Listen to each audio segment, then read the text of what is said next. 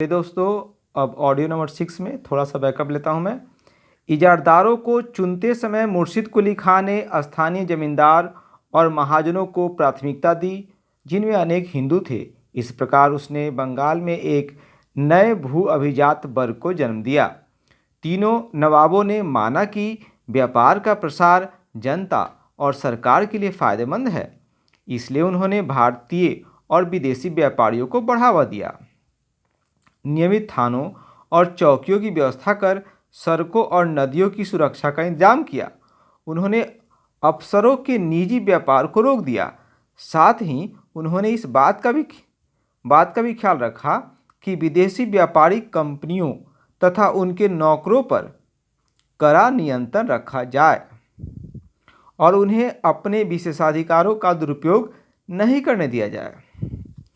उन्होंने अंग्रेज east India company के नौकरों को देश के कानूनों का पालन करने तथा अन्य व्यापारियों के बराबर सीमा शुल्क देने के लिए मजबूर किया। अलीवर्दी खां ने अंग्रेजों और फ्रांसीसियों को कलकत्ता और चंदननगर के अपने कारखानों की किलेबंदी करने की इजाज़त नहीं दी। इन सब के बावजूद बंगाल के नवाब एक दृष्टि से बड़े नासमझ और लापरवाह साबित हुए। अंग्रेजी ईस्ट इंडिया कंपनी की प्रवृत्ति 1707 के बाद अपनी मांगों को मनवाने के लिए सैनिक शक्ति का इस्तेमाल करने या उसके इस्तेमाल की धमकी देने लगी थी। मतलब ये जो अंग्रेज लोग थे वो लोग नवाबों को धमकी देते थे कि सैनिक शक्ति का इस्तेमाल करेंगे। नवाबों ने इस प्रवृत्ति को मजबूती से नहीं दबाया। वे कंपनी की धमकियों का जवाब देने की ताकत रखते थे, मगर उनका निरंतर यह विश्वास रहा कि कोई भी मात्र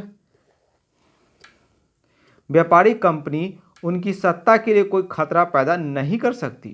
वे इस बात को नहीं महसूस कर सके कि अंग्रेजी कंपनी व्यापारियों की कंपनी मात्र नहीं, बल्कि उस समय के अत्यंत आक्रामक और विस्तारवादी उपनिवेशक का प्रतिनिधि थी।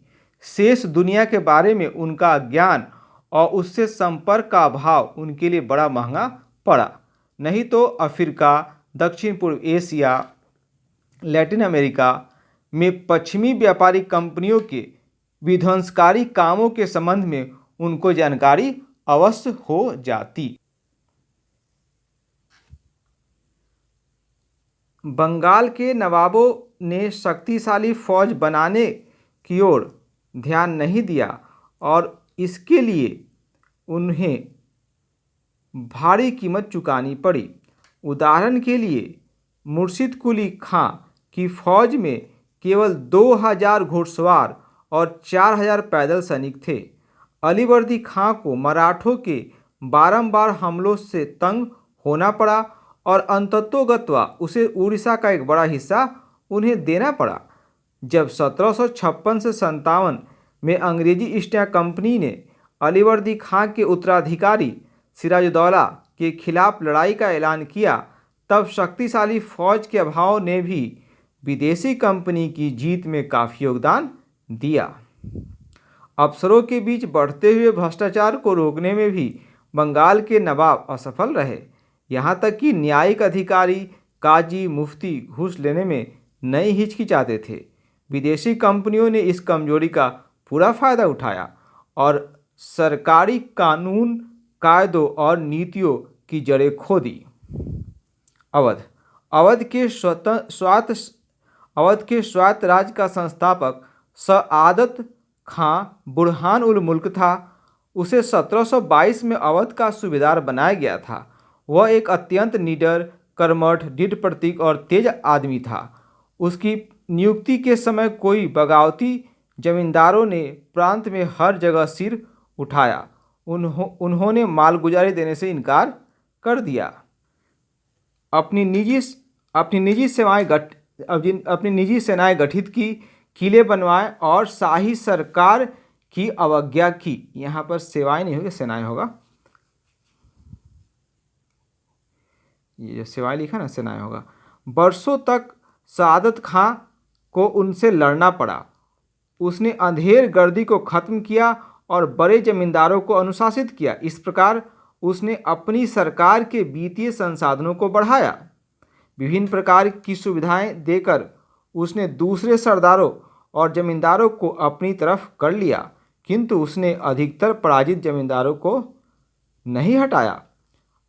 अधीनता स्वीकार करने और देय रकम भू राजस्व नियमित रूप से अदा करने पर सहमत होने के बाद उन्हें भी अपनी जगह पर पक्का कर दिया।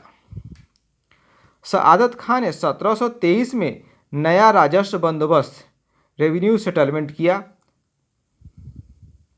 कहा जाता है कि उचित भू लगान लगाकर तथा बड़े जमींदारों के जुल्मों से बचाकर उसने किसानों की हालत को बेहतर बनाया। बंगाल के नवाबों की तरह ही उसने हिंदुओं और मुसलमानों के बीच कोई भेदभाव नहीं किया। उसके अनेक सेनापति और उच्च अधिकारी हिंदू थे। उसने हठीले जमींदारों, सरदारों और सामंतों को उनके धर्म का बिना कोई ख्याल किए दबा दिया। उसके सैनिकों को अच्छे वेतन मिलते थे। वे हथियारों से सुसज्जित और सुप्रशिक्षित थे। सआदत खां का प्रशासन कार्यकुशल था। उसने भी जागीरदारी प्रथा को जारी रखा। वर्ष 1739 में अपने मरने से पहले वह वस्तुतः स्वतंत्र बन गया था और उसने प्रांत को अपनी वंशगत जायदाद बना लिया था। उसकी जगह उसके भतीजे सफदर जंग ने ली। वह साथ ही 1748 में साम्राज्य का वजीर भी बना दिया गया। इसके अलावा उसे इलाहाबाद प्रांत भी दिया गया।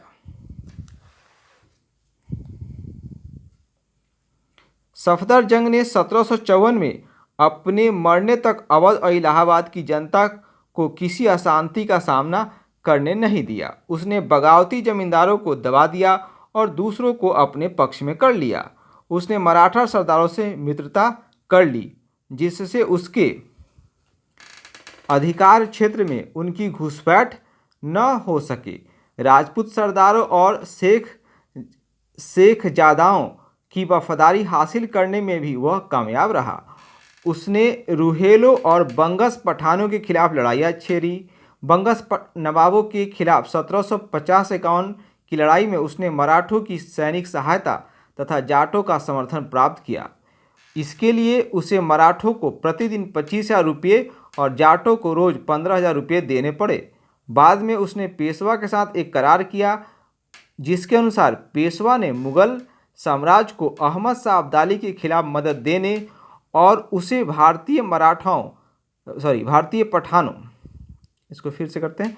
बाद में उसने पेशवा के साथ एक करार किया, जिसके अनुसार पेशवा ने मुगल साम्राज्य को अहमद शाह अब्दाली के खिलाफ मदद देने और उसे भारतीय पठानों तथा राजपूत राजाओं जैसे अंदरूनी विद्रोहियों से बचाने का वचन दिया। बदले में पेशवा को 50 लाख रुपये तथा पंजाब, सिंध और उत्तर भारत के कई जिलों की चौथ दिया जाने वाला था। इसके अलावा पेशवा को अजमेर और आगरा का सूबेदार बनाया जाना था, मगर पेशवा दिल्ली के सफदर जंग के दुश्मनों से जा मिला। उन्होंने उसे अवध और इलाहाबाद का सूबेदार बनाने का वचन दिया, इसलिए करार टूट गया। सफदर जंग ने न्याय की उचित व्यवस्था की। उसने भी नौकरियां देने में हिंदुओं और मुसलमानों के बीच निष्पक्षता की नीति अपनाई। उसकी सरकार के सबसे बड़े ओहदे पर एक हिंदू महाराजा नवाब राय आसीन था। नवाबों की सरकार के तहत लंबे समय तक लगातार शांति और सामंतों की आर्थिक समृद्धि के परिणाम स्वरूप अवध दरबार के इर्द गिर्द एक विशिष्ट लखनवी संस्कृति कालक्रम में विकसित हुई। लखनऊ बहुत जमाने से अवध का एक महत्वपूर्ण शहर था। 1775 के बाद वह अवध के नवाबों का निवास स्थान बन गया। वह तुरंत ही कला और साहित्य को संरक्षण प्रदान करने की दृष्टि से दिल्ली का प्रतिद्वंदी हो गया। वह हस्तशिल्प के एक महत्वपूर्ण केंद्र के रूप में भी विकसित हुआ। धन्यवाद दोस्तों, यहीं तक रखते हैं।